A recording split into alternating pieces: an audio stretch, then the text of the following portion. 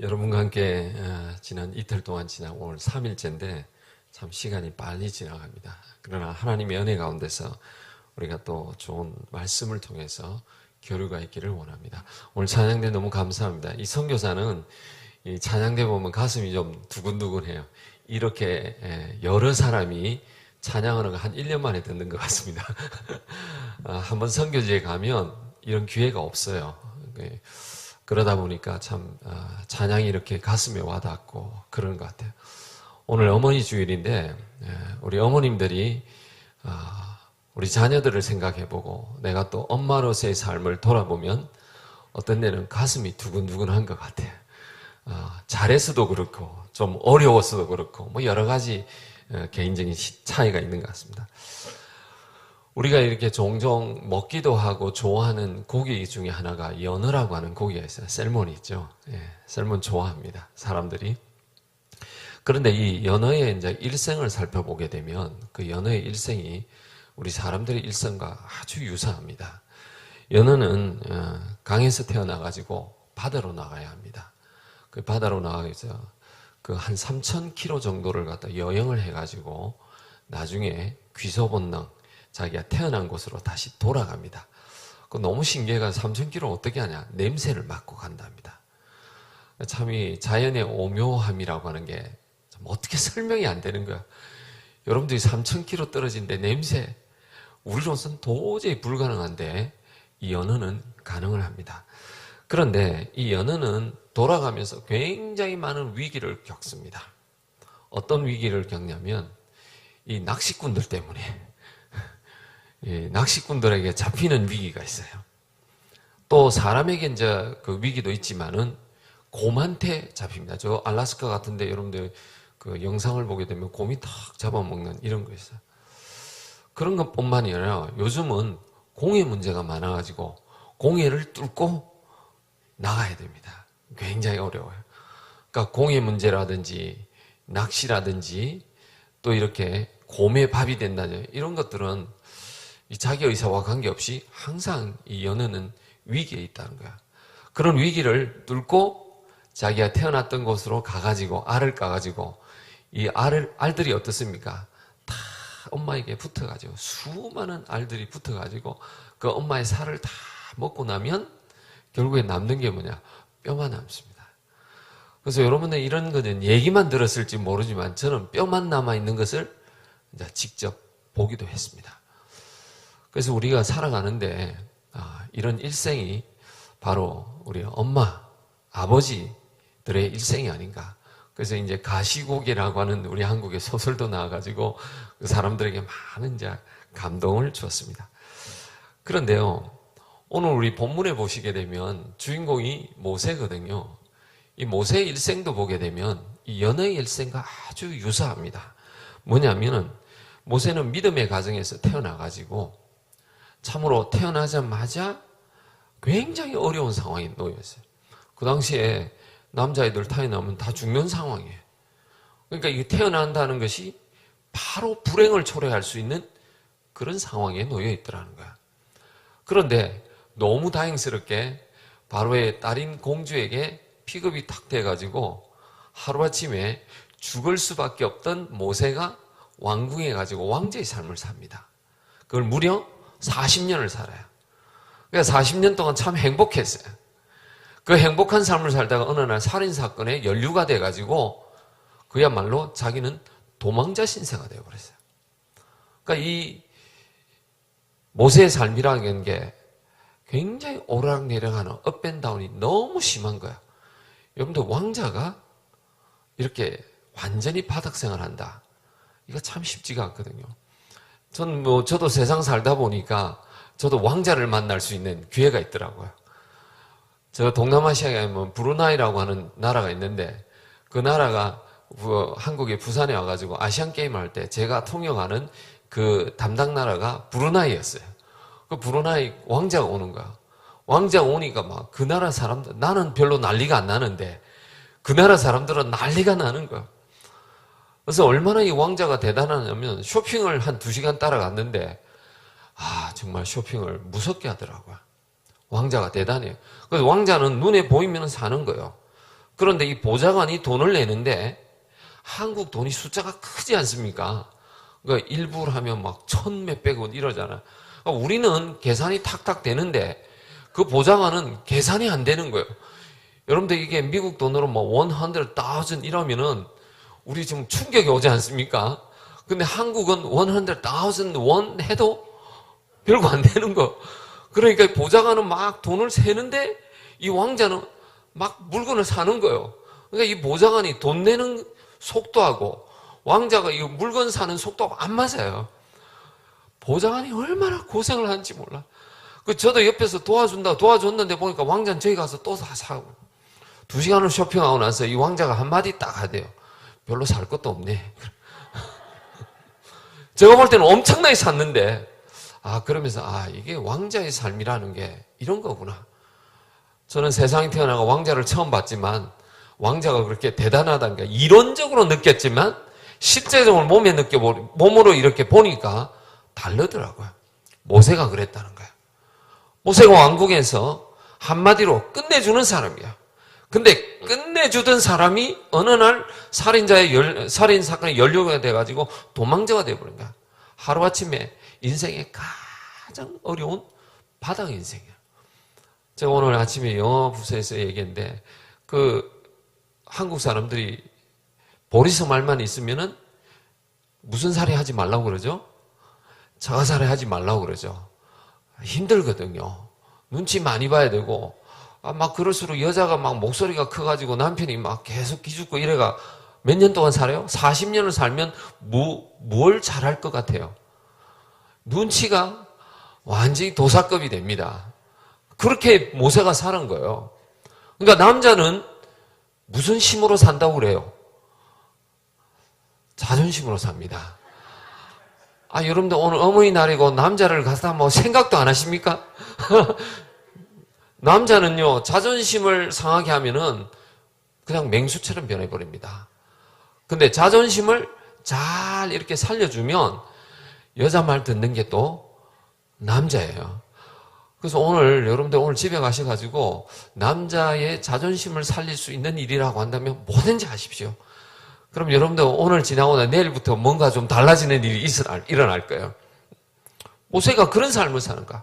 왕자로서 자존심 생각할 필요도 없던 사람이 어느 날 완전 바닥에 가지고 자존심으로 정말 자존심 깎이는 일만 하고 살았어요. 그러니까 극과 극을 달린 거야. 참 모세의 삶이 힘들었습니다. 그런데요, 어느 날 모세가 40년 동안 광야 생활하는데 하나님이 부르시는 거야. 내가 너를 불렀다 하면서 출애굽기 3장에 나옵니다. 그 부르심이 나오니까 이거는 말도 안 되는 거야. 나이가 80이었습니다. 80이면 이런 부르심에 응답할 나이가 아니에요. 그런데 오늘 부르심이 딱 있는데 부르심에 응답을 하려고 하면은요, 여러분들 신앙생활에서 가장 핵심 내용이 뭐냐면 믿음이 있어야 돼요. 부르심이 사실이라고 하는 것을 믿는 믿음이 필요한 거야. 근데 이게 가짜라고 하면은 안 되는 거예요. 여러분들 아이를 낳아가지고 아이를 기르는 엄마가 되면은 이 아이에 대한 뭐가 있어야 되냐면 믿음이 있어야 돼요. 근데 엄마가 딱 태어나자마자 얘는 분명히 아인슈타인 우유를 마시기 때문에 잘 될 거라고 생각했는데 나중에 매일 우유나 마시고 이렇게 하고 그런 생각을 금요일 날 안 오셨던 분은 모르실 거예요. 나중에 물어보시기 바랍니다. 그렇게 되면은요, 아이에 대한 신뢰감이 없어져. 제대로 기를 수가 없다는 거야.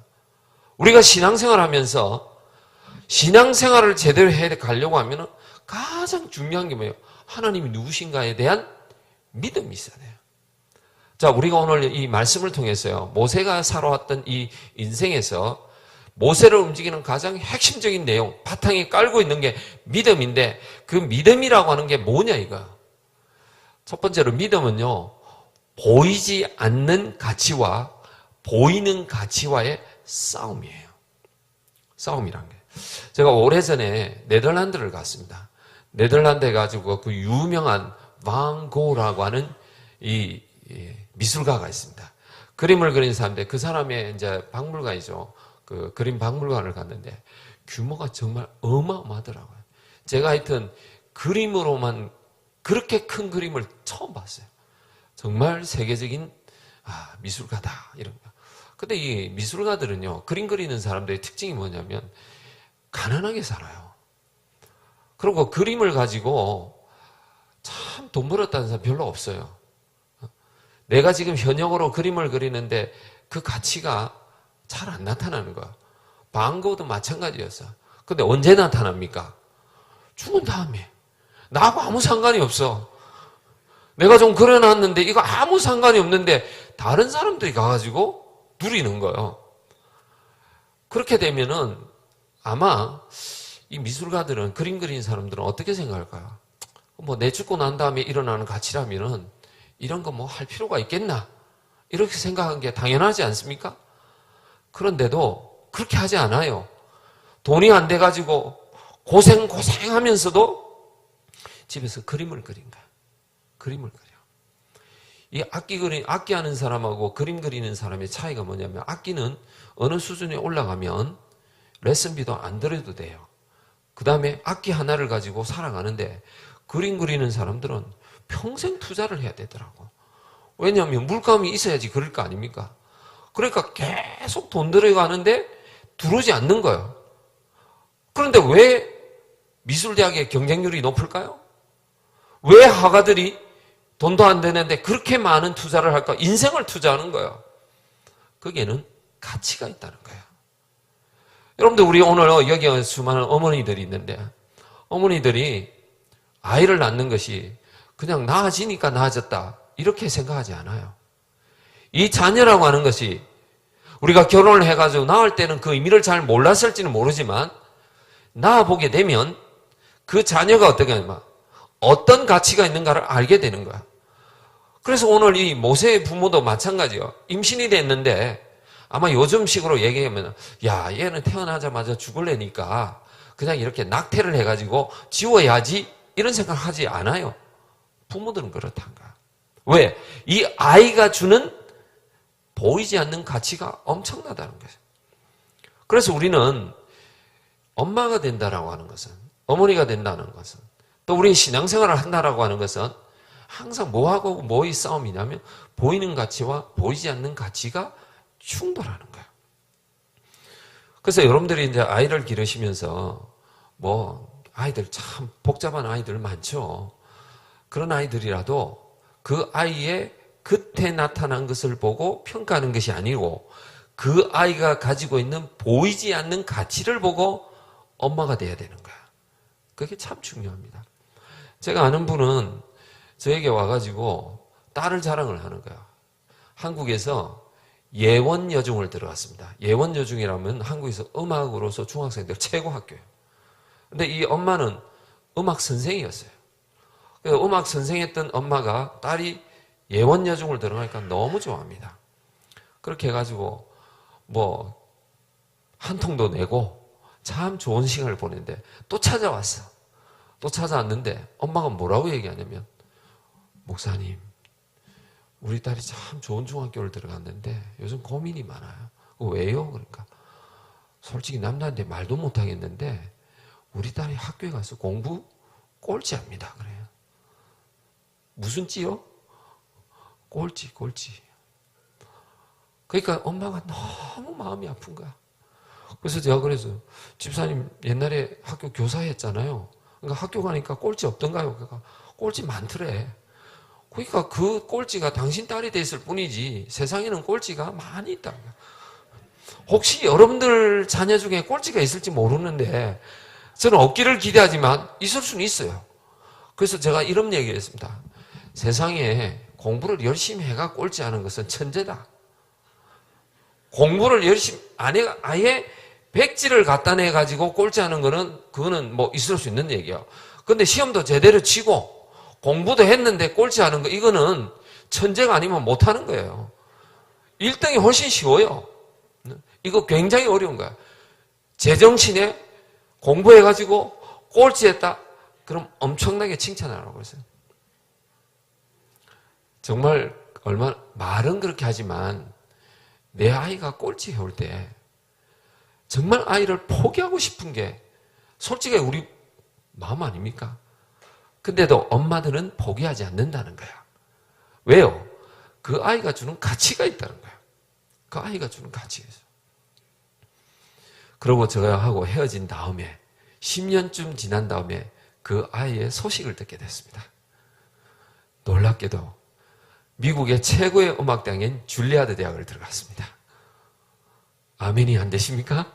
내 딸이 아니랐어요? 저는 막 그 얘기를 들으니까 그렇지. 이 아이에게 정말 보이는 가치는 10년 전에 하잘것없는 거였지만 어느 순간에 보니까 이 아이를 위해서 엄마가 그렇게 보이지 않는 가치를 위해서 투자하다 보니까 이 아이도 한마디로 철이 들고 사람이 돼가는 거야. 그래서 오늘 우리 여기 어머님들 많이 와 계시는데요. 여러분들이 세상에 이제 아이를 다 키웠을 수도 있고 아직도 키워가야 될 엄마도 있을 거야. 근데 엄마들은 여전히 나이가 50이 된 아들이 운전해도 조심해라는 게 엄마예요. 60이 된 아들이 운전해도 야야 좀 천천히 달려라는 게 엄마예요. 그럴 때마다 여러분이 자녀에게 뭘 봐야 되냐면 보이지 않는 걸 볼 수 있어야 돼요. 우리 신앙생활에서요. 신앙생활이 엄마와 똑같아. 우리 신앙이라고 하는 게 뭘 위해서 달려가냐면 보이지 않는 가치를 위해서 달려가는 거야. 근데 이 보이는 것이 문제가 뭐냐면 보이는 것은 제한성이 있다는 거야. 어느 정도 이렇게 시간이 가다 보면은 보이는 것은 자연히 헛개되는 거야. 여러분들 차를 타면 기분이 좋죠? 차를 사시면 기분이 좋죠? 새 차 타고 쫙 달리다 보면 어느 정도 가면은 뭐 별로 기분이 없어지던가요? 그래서 어떤 사람이 그런 얘기를 하더라고. 일주일을 즐기고 싶으면 차를 사라고 그래요. 한 일주일 지나면 그만이래요. 그러다 어쩌다가 뭐 하나 살짝 스크래치가 난다든지 하면은 그냥 그때부터 차에 대한 모든 미련을 내려놓고 헌차 비슷한 생각, 언젠가 이래 되겠지 하는 거. 그건 왜 그럴까요? 보이는 가치이기 때문에 그런가. 보이는 가치라고 하는 것은 고장이 날 수가 있는 거예요. 근데 이게 스크래치가 날 수 있는 거예요. 그렇기 때문에 우리는 신앙생활을 할 때 여러분이 그 가정과 교회와 여러분의 일터가 모든 것이 뭘 위해서 살아가냐면 보이지 않는 가치를 위해서 살아간다는 것을 알아야 돼요.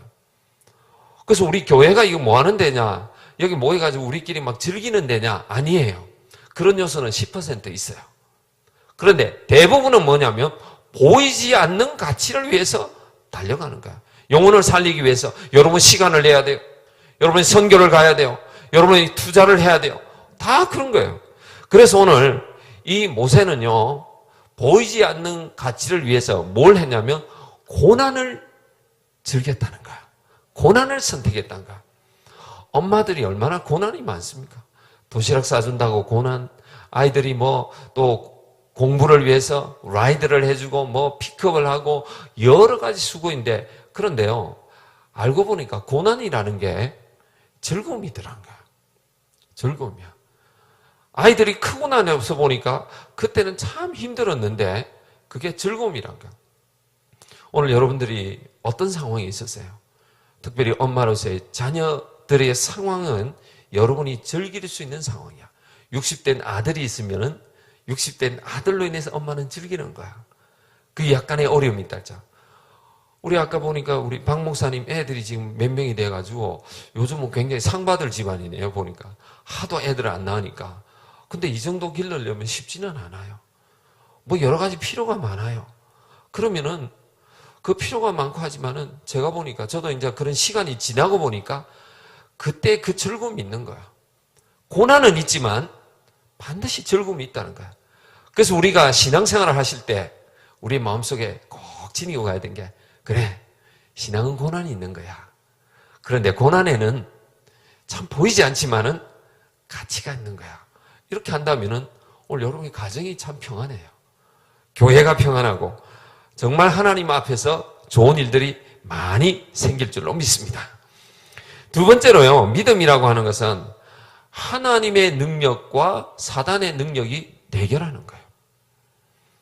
여러분들, 우리가 살아가면서 크리스찬의 삶이라고 하는 것은 늘 무슨 일을 하냐면요, 영적 전쟁을 하는 거야.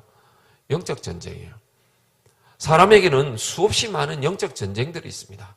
근데 이 영적 전쟁을 할 때는 사단이 우리의 가장 약한 점을 공격해 온다는 거야.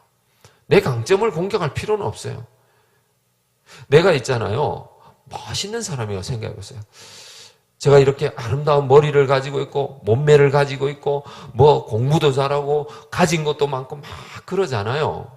그러면은 세상 사람들이 남 부러울 게 없어요. 나는 뭐 만점짜리 사람이에요. 그런데 내게 약점이 없냐? 교묘한 약점이 있다는 거야. 내 속에 뭐가 있냐? 교만이라는 약점이 있을 수 있어요. 내가 이 정도에 있는데 내가 이런데 이러면 그 교만을 공격하는 거야. 여러분들이 교만하게 되면은요, 교만하게 되면 사람이 막 높아진다고 생각하는 거야. 근데 한 100m 되는 데서 이렇게 굴러 떨어지면은 상처가 조금 나요. 뭐 그렇다고 죽지는 않아요. 그런데 1km에서 떨어지면 죽는 거예요. 교만이 그런 겁니다. 교만은 하늘 높은 줄 모르고 막 올라가는 거야. 그래서 우리 겸손한 사람들은요, 뭐 이렇게 상처를 받아도 약간 얼굴에 뭐 상처가 나고 반창고 바르면 되는 정도지만 교만한 사람들이 한번 넘어지면은 감당을 못 하는 거야. 우리가 이 땅에서 살아가는 삶이 뭐냐면 항상 이렇게 영적 전쟁을 하는 거야. 그래서 여러분이 오늘 이렇게 가정의 날, 또 엄마로서, 또 이렇게 교회에서 이렇게 신앙생활 하시면서 내 삶에 내가 얼마나 교만한가. 또 사단이 나의 약점을 어떤 것을 공격할까 하는 것을 눈여겨봐야 돼요. 여러분, 교회가 얼마나 아름답습니까? 교회가 아름다운데 이 아름다움을 자랑하면은요, 하나님은 그보다 더 중요한 걸 얘기하고 있어요. 교회가 아름답다고? 그보다 더 중요한 게 있어. 그래요. 그게 뭐예요? 사람이에요. 사람이에요. 사람이 더 중요하다는 거예요. 여러분이 가정에 온갖 걸 다 가지고 있어도요, 더 중요한 게 뭐예요? 그냥 사람이라고요. 우리 한국에서 한창 이제 뭐 데모가 일어날 때, 어떤 가정에서 아들 3명이 있습니다. 아들 3명이 있는데, 첫 번째 아들이 서울대학을 들어갔습니다. 참 부모가 자랑스럽다. 아버지도 서울대학을 나와가지고 있는데, 두 번째 아들도 서울대학을 들어갔어요. 너무너무 자랑스럽습니다. 세 번째 아들은 그보다 못한 다른 서울대학을 들어갔습니다. 다른 서울대학이 뭐냐면 서울에 있는 대학을 들어갔어요. 그런 서울대학도 있습니다. 근데 이 아버지가 아들에게 구박을 줍니다. 너는 우리 집안에서 다 하는 건데 너 못하지 않느냐. 그런데 이 두 아들이 서울대학을 가지고 데모를 열심히 해가지고 대학을 당했습니다. 졸업을 못하는 거야. 근데 아버지가 그 당시에 부장검사였습니다. 그래서 아들이 붙들려가지고 너 아버지 뭐하냐? 그랬더니 공무원입니다. 공무원이 어떤 공무원이냐? 예, 법원 공무원입니다. 법원에서 뭐하냐? 자꾸 물어가니까 부장검사를. 그 아버지가 아들을 갖다가 살리기 위해서 그러면 내가 그만두고 이 아들을 좀 빼달라. 그래 아버지는 부장검사직을 그만두고 아들은 나왔습니다. 집에 가니까 대학을 졸업한 애는 막내밖에 없어. 막내밖에 없어. 우리 집안, 우리 가문을 빛낼 수 있는 애가 막내야, 막내. 대학은 최소한 나와야 되겠다. 이런 마음이 있었거든요. 여러분들, 우리가요, 우리 속에 가지고 있다고 해서 그게 영원하지가 않다는 거예요. 언제든지 우리에게는요, 그게 넘어질 수 있는 거야. 그렇기 때문에 사단은 우리에게 가지고 있는 좋은 학력, 좋은 물질, 좋은 차, 뭐든지 좋다라고 하는 것이 우리를 어떻게 하면 교만하게 만들어가지고 결국 약점으로 만들 수가 있다는 거야. 그래서 우리는요, 여러분, 가정으로 탁 돌아가게 되면, 가정에 돌아가면, 교회에 오시게 되면, 여기는 뭐냐면 항상 영적 전쟁터라고 하는 걸 아셔야 돼요. 그래서 이 영적 전쟁이 어떻게 일어나는 거야? 하나님 앞에서 영적 전쟁을 이겨내는 방법이 뭐냐면 하나님을 전적으로 의지하는 거예요. 오늘 여기 보게 되면은 광야에서 지도자가 돼가지고 이제 모세하고 뭐라고 하냐면 너 백성들 구해오라 그런가. 그거 구할 수가 없어요. 왜? 나는 아무것도 가진 게 없으니까. 하나님, 저는 군대도 없습니다. 무기도 없습니다. 나를 지지해주는 사람도 없습니다. 어떡할까요? 근데 하나님 가라고 하는데 그게 말이 됩니까? 말도 안 되지 않습니까? 그렇게 얘기하는 거야. 그런데 하나님은 가라고 하는 거야. 왜요? 하나님이 가라고 하는데 갈 수 있는 그 유일한 것은 뭐냐면 믿음이에요.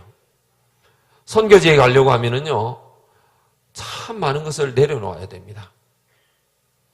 제가 쓰고 있는 모든 것을 거의 과장하면은 거의 한 90% 이상을 다 내려놓아야 됩니다. 아무것도 가져갈 수 없어요. 가져가봐야 골치 아픈 일이에요. 다 내려놓아야 됩니다. 그것만 내려놓는 게 아니에요. 더 소중한 것까지도 내려놓아야 돼요. 그러면서 하나님 앞에 그럽니다. 하나님, 이제 저는 빈털터리가 됐습니다. 하나님, 저는 아무것도 없습니다. 이제 하나님만 전폭적으로 의지해 가겠습니다. 그러면은요, 그게 믿음이 될 것 같지만 시험이 막 들어요. 여러분들 불편함 때문에 시험 들지 않던가요? 오늘 여기에 만약에 제가 선교지 체험을 하십시다 이렇게 하면은 여러분들이 하게 할 수 있습니다. 선교지 체험. 어떻게 해요? 에어컨 꺼버리는 거야. 오늘 아침 8시부터 에어컨 켜지 마십시오. 이래가지고 오늘 한 2시까지는 켜지 말고 이러면은 당장 제가 보니까 딱 보니까 양복 입은 사람들은 다 양복 벗고 저 성가대원들은 저 가운이 야, 세상에 이렇게 짐이 될 줄 몰랐네. 이렇게 할 거예요. 그렇게 우리가요, 누리고 있으면서 모르는데 선교지를 딱 가게 되면 그렇게 된 거예요. 여러분들 저에게 오셨던 분들 제가 반바지만 입고 다니죠. 반바지 입고 다니는데 그것도 얼마나 무거운지 몰라요. 거의 100도 되는 데서 휴미디가 막 굉장합니다. 그런데 그것이 만약에 내게 불평으로 오게 되면은요, 영적 전쟁에서 지는 거예요. 영적 전쟁에서 지는 거예요. 근데 하나님에게 저는 기도합니다. 하나님, 제가 너무 덥네요. 오늘 햇빛이 쨍쨍 나네요. 어떡할까요? 그때마다 저희 집 앞에 있는 그 코코넛이 있어요. 코코넛은 열대지방에서는 닌게로라고 합니다. 그걸 하나 사 먹는데 여기 미화로 한 60센트 내지 70센트 정도 합니다. 얼마나 맛있는지 몰라요. 그거는 어디 가서 뭐 표현을 못할 정도로 맛있습니다. 아, 이렇게 우리를 피할 수 있도록 도와주구나. 그렇게 하면서 스스로 위로를 하는 거예요. 여러분이 하나님 앞에서요, 믿음 생활하려고 하면 하나님의 능력과 사단의 능력이 늘 우리의 삶의 현장에서 충돌하고 있다는 거예요. 그렇기 때문에 우리는 우리의 가지고 있는 이 충돌을 피하려고 하지 말라는 거야. 근데 오늘 모세가 피하려고 하거든요. 제일 첫 번째 하나님 앞에 딱 얘기한 게, 하나님, 제 말 못하지 않습니까? 그래요. 그래, 말 못하지. 그러면 말 잘하는 내 형 아론을 붙여줄게 하는 거야. 하나님은 그렇게 하시는 거예요. 내가 못한다고 해서 나를 포기하지 않아요. 비록 내가 못한다 할지라도 하나님은 내가 못하면 다른 사람을 시켜서라도 채워주시더라는 거야. 여러분의 가정으로 한번 돌아가 보십시오. 여러분의 가정 속에서 하나님, 저 이런 거 못해요. 저 이런 게 어려워요. 이런 거 왜 없겠습니까?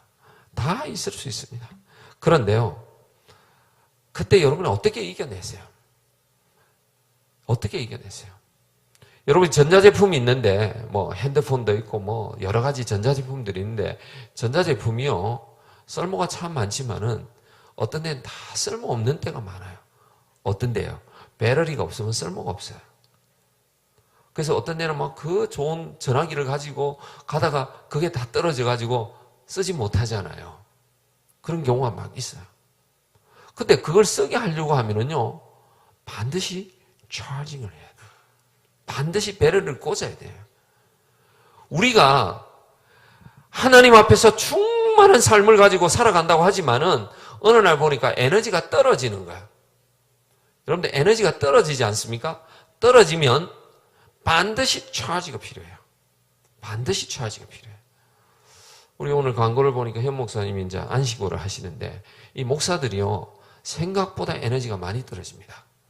굉장히 많이 떨어져요. 이 많이 떨어지는 에너지를요, 막 여기 있어가지고 없는 에너지를 막 가져가게 되면요, 더 떨어져요. 그래서 이제 번아웃이 되죠. 여러분들이 뭐 우리 한국 목회자들은 그런 통계가 안 나오는데, 우리 남침내 교단의 목회자들 번아웃 확률이 2%가 넘습니다. 굉장히 높아요, 목사들한테. 왜 그럴까요? 충족이 안 되기 때문이에요. 에너지가 충족이 돼야 돼. 선교사 굉장히 에너지가 많이 소모됩니다. 에너지가 얼마나 많이 소모되는지 몰라요. 그런데 이게 충족이 안 되잖아요. 자, 어떻게 에너지가 소모되냐? 오늘 제가 이 찬양대 찬양을 거의 1년 만에 봤다고 그랬잖아요. 마음이 이렇게 오잖아요. 근데 이걸 갖다 여러분들은 매주일 와가지고 영적 에너지가 충족이 되고 있는 거예요. 그러니까 여러분은 충만하다 보니까 충만이라는 말이 무슨 말인지를 아예 몰라. 근데 제 같은 경우는 적어도 찬양대가 주는 충만함이라고 하는 것을 여기 와보면 아는 거예요. 우리 동네 가가지고 이런 거 없거든요. 없어요. 그리고 노래 불러도 뭐 내 나라 말이 아니니까 감동이 안 와. 여러분들 영어가 잘 안 되는 사람이 영어 예배 들어가면은 그게 감동이 옵니까? 해석을 하고 있지. 그리고 해석하면 벌써 지나가 버리고 그렇게 해가지고 들어가지고 꼭 그 집에 와가지고 뭐 한국 사람들 밥 안 먹어가지고 또 다시 먹자는 식으로 그렇게 되지 않습니까? 에너지가 그런 거야. 우리에게는 에너지가 있는 것 같지만 언젠지 모르게 막 흘러나가는 거예요. 그래서 이 에너지를 갖게 하는 것은 전자제품에게 차징을 시켜가지고 믿음이 생겨나게 만드는 거야. 그래서 우리 선교사들이 그런 에너지 충족이 필요하고 목회자에게도 필요한 거야. 여러분도 마찬가지예요. 여러분들이 하나님 앞에서요 에너지가 다 소진해버리게 되면 여러분 안 돼요. 그래서 오늘 뭐 목자 모임도 한다고 하는데 우리 목원들 있잖아요. 우리 목자님 좀 칭찬 많이 해주세요. 우리 목자님 수고 많습니다. 저희들 위해서 아무래도 여러분 목원보다 목자가 밥을 해도 더 많이 해요. 전화를 해도 더 많이 합니다. 우리 위해서 전화해 주시는 목자님 감사합니다.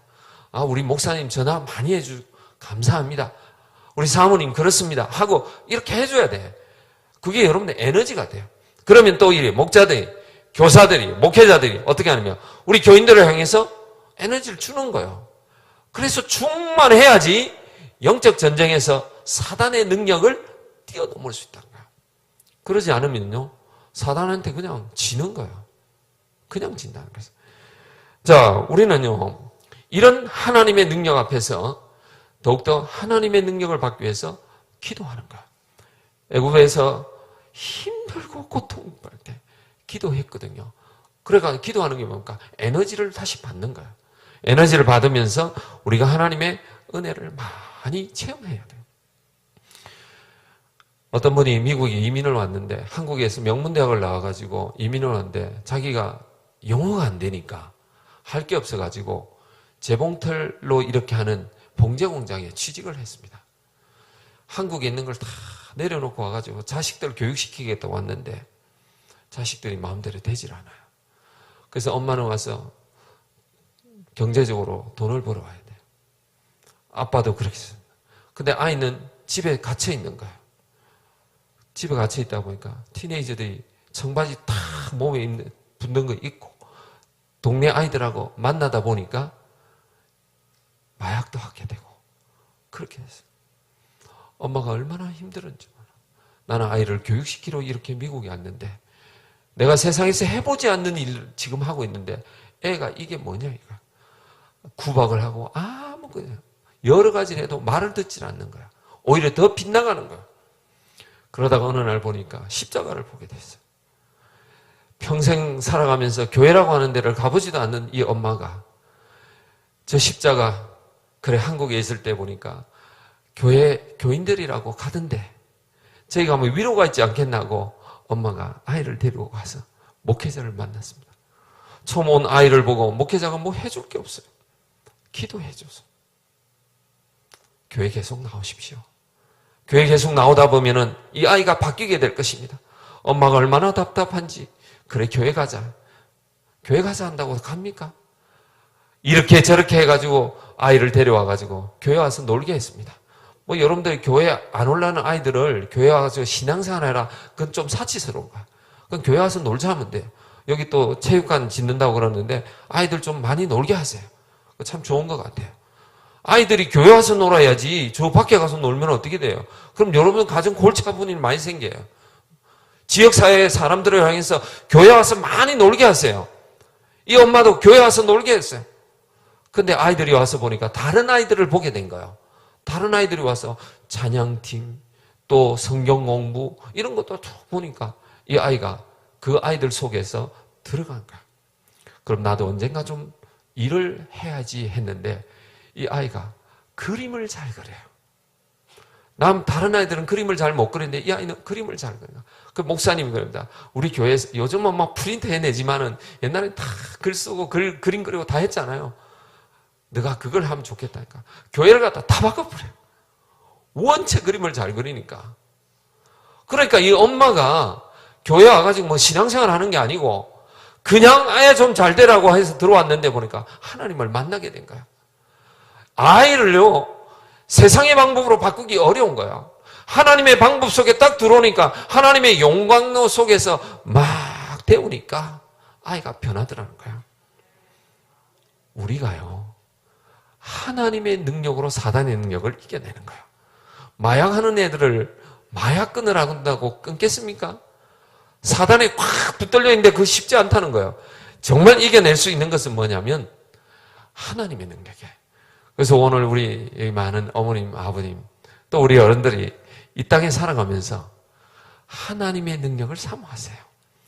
하나님의 능력이 우리에게 소진될 수도 있어요. 막 나갈 때 그때마다 기도와 말씀으로 또 이렇게 여러분의 신앙생활 활동을 통해 가지고 뭐냐면 에너지를 충족받으며 이겨내고 건강한 삶을 살아갈 수 있는 줄로 믿습니다. 한 가지 더 말씀드립니다. 믿음이라고 하는 것은요, 순종과 불순종이 대결하는 거야. 우리 성경에는요, 순종이 훨씬 낫다고 그럽니다.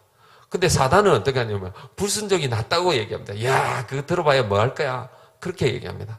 그렇습니다. 그런데요, 왜 우리가 순종해야 되냐면 모세가 하나님의 부르심을 딱 받아가지고 너 백성을 구원하라고 할 때요, 하나님은 막무가내로 보내지 않았다는 거예요. 모세를 갖다가 죽음의 골짜기로 막 몰아가지 않았다는 거예요. 하나님은 하나님의 계획이 있는 거예요. 그래서 그 하나님의 계획을 사인을 보여주셨어요. 사인이 뭐냐면 바로에게 탁 가가지고 말 안 듣잖아요. 그러니까 10가지 재앙을 보여주는 거예요. 특별히 9가지는 자연과 관련된 일들이 많습니다. 그러니까 물을 피로 만들어버린 거야. 뭐 엄청난 일들이 막 벌어지지 않습니까? 사인을 막 주는 거야. 하나님의 사인을 딱 주다가 나중에는 유월절을 통해 가지고 뭐냐면은 내가 장자를 처음 난 애를 다 죽일 것이다. 짐승도 그럴 것이다. 하면서 살아계신 하나님을 보여준 거야. 그러니까 모세는 비록 자신이 나이가 많고 말을 잘 못하고 이런 어려움이 있어도 하나님의 말씀에 순종할 수 있는 거야. 여러분, 순종이 참 제사보다 낫다고 얘기하는데 말이 그렇지 얼마나 어렵습니까? 그런데요, 한번 순종해 보세요. 순종을 하게 되면 그 순종이 세상을 바꾸는 거야. 순종을 하게 되면 남들이 보기에는 손해같이 여겨질지는 모르지만 그 순종이 여러분 인생을 바꿉니다. 그래서 사람들은요, 뭐 이 순종하려고 하면은 안 돼 하고 자신의 삶이 어떻게 막 어두운 터널에 들어가는 것처럼 생각하는가. 그런데요, 터널은 들어가면은 움직이기만 하면 저 끝에 희미하게 불빛이 보이는 거야. 그럼 내가 살아나는 거야. 근데 그 불빛이 안 보일 때는 캄캄하게 보이지만 뚜벅뚜벅 걸어가다 보면 희미한 게 보이면서 이런 거였구나 하는 걸 볼 수 있다는 거죠. 저로 여러분과 이렇게 3일 동안에 이 말씀의 집회를 나누면서 뭘 이렇게 마지막으로 나눌까 이런 생각을 해봤는데, 참으로 여러분이 하나님 앞에서 교회를 위해서 많이 섬기십시오. 그리고요, 이 교회를 위해서 많이 섬기면서 동시에 세상을 향해서 섬기십시오. 세상을 향해서 섬기다 보면 여러분의 아이들이, 여러분의 자녀들이 세상을 바꾸는 일을 해요. 우리 워싱턴에 가면 월드뱅크의 프레지던트, CEO가 코리안 아메리칸 김용 총재라는 분이 있습니다. 그분이 오하이오에서 자랐어요. 근데 이 자랄 때 아버지가 늘 얘기를 한 거예요. 너는 세상 사람들을 위해서 살아야 된다고. 그런데 그분이 이제 대학을 들어가가지고 페루에 가가지고 그 빈민가들을 위한 주택 프로젝트를 합니다. 그 프로젝트를 하면서 자라나가지고 이 아이비리그 중에 하나인 달트머스의 총장을 합니다. 그러고 난 다음에 오바마 대통령에 의해 가지고 픽업이 돼가지고 세계은행 총재로 가게 됩니다. 한국 사람이 어떻게 해서 그렇게 가요? 만약에요, 자기만을 위해서 살았더라면 그런 자리에 갈 수가 없습니다. 그런데요, 세상을 위해서 살아보니까 아이들이, 자녀들이 세상에 영향력을 끼치더란가요? 우리가 이런 놀라운 영향력을 끼치려고 하면은 하나님 앞에서 이제는 어떻게 달려가야 됩니까? 세상도 보셔야 됩니다. 교회도 보셔야 되죠. 가정도 봐야 되지만 교회도 봐야 되고 세상도 봐야 된다. 그래서 달려가다 보면 하나님의 역사가 일어나는 거예요. 1968년도에 멕시코에서 올림픽을 했습니다. 그 올림픽의 그 마지막 경기를 할 때 올림픽의 꽃이라고 하는 마라톤 경기를 하게 됐습니다.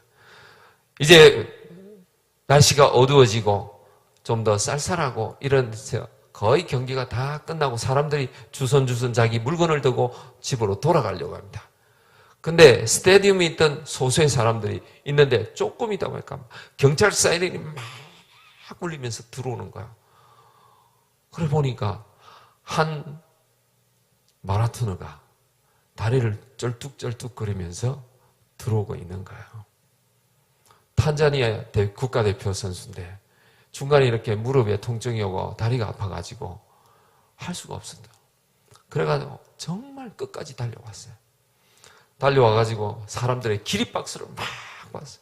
안 그렇습니까? 남들 다 끝나고 집에 가고 있는데 혼자 달리고 있으니까 얼마나 어렵습니까? 그 달려오는 선수를 위해서 기자들이 다가가지고 인터뷰를 했습니다.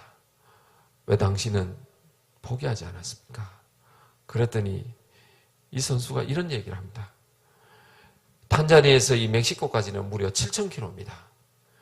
우리 국가에서 나를 마라톤 선수로 뽑아가지고 보낼 때는 7,000km 멀리 떨어진 나를 보낼 때는 마라톤으로서 출발하라고 보낸 것이 아니고 끝까지 달리라고 보낸 겁니다. 끝까지 달려라고. 그래서 저는 다리가 아프고 참으로 등수는 들지 못하지만 저는 끝까지 달리기 위해서 여러 시간이 걸렸지만 달려왔습니다. 기자가 얼마나 감동이 됐어요. 출발하라고 마라톤 선수가 된 게 아니다니까요. 저는 등수에 관계없이 끝까지 뛰어라고 하는 이 사명을 감당하기 위해서 왔다는 거예요. 오늘 우리 사랑하는 어머님들, 이제 어머님의 자리로 돌아가시게 되면 여러분들에게 아이를 낳으라고 하는 출발선상에 있으라고 하나님은 말씀하지 않았어요. 이 땅에 가지고 엄마가 되라는 것은 출발도 중요하지만 끝까지 달리라고 얘기하는 거예요. 여러분의 지금 가정 속에서 나는 어떻습니까? 여러분의 자녀가 어떻습니까? 좋아도 좋습니다. 혹시 어려움이 있어도 좋습니다. 끝까지 달리십시오. 끝까지 달리게 되면 오늘 기자가 인터뷰한 것처럼 하나님이 우리의 생에 모든 것을 마치고 돌아왔을 때 너는 어떻게 해서 그 어려움을 잘 겪어냈냐고 하나님이 우리에게 인터뷰해 주실 거예요. 그 인터뷰할 때는 하나님, 저는 이 땅에서 이런 일들이 있었는데요. 하나님께서 주신 그 자녀들과 함께 남편과 함께 우리 가족을 위해서 끝까지 달리기 위해서 갔습니다. 그래서 하나님 앞에 왔습니다. 오늘 위대한 하나님 앞에 고백이 오늘 저와 여러분의 가정 속에서 나타나기를 원합니다. 오늘 여러분이 교회를 향해서 주님을 말씀하십니다. 이 교회도 언젠가 시작이 된 때가 있었습니다. 시작이 되게 한 그것만으로 교회를 요구하지 않습니다. 하나님은 이 교회를 향해서 끝까지 달려가라고 합니다. 끝까지 달려가십시오. 교회를 지키십시오. 이 교회가 건강한 교회가 될 수 있도록 여러분이 이 교회를 붙들고 달려가면서 기도하십시오. 그것이 여러분을 흔들지도 모릅니다. 그때마다 여러분이 붙들고 흔들리는 그 어려운 장면 속에서도 믿음을 가지고 살아갈 수 있도록 교회를 붙드십시오. 그러고 난 다음에 언젠가 여러분의 하나님의 부르심이 있을 때 너 뭐 하다고 왔니? 그렇습니다. 하나님, 저는 노스캐롤라이나에 있는 페어빌 한인 침례교회를 붙들고 왔습니다. 그런 고백을 할 수 있어야 돼요. 여러분 자신에게도 동일한 말씀합니다. 저는 이제 선교지로 돌아갑니다. 선교지로 돌아가게 되면 하나님께서 이렇게 말씀하실 거예요. 너 선교지 가라고 했지. 그러고 가라고 한 걸로 끝내지 않습니다. 그러니까 가지고 하나님께서는 또 선교사로서의 삶을 달려가라고 합니다. 우리에게도 많은 변수들이 있어요. 우리 삶의 변수가 있다 할지라도 주님은 끝까지 달려가라고 합니다. 믿음의 경주 놓치지 마십시오. 여러분의 가정 하나님이 주셨습니다. 놓치지 마십시오. 여러분의 교회 하나님이 주셨습니다. 놓치지 마십시오. 끝까지 달려가서 하나님의 인터뷰가 있는 그날을 향해 달려가는 우리 모두가 있게 간절히 축복합니다. 기도하시겠습니다.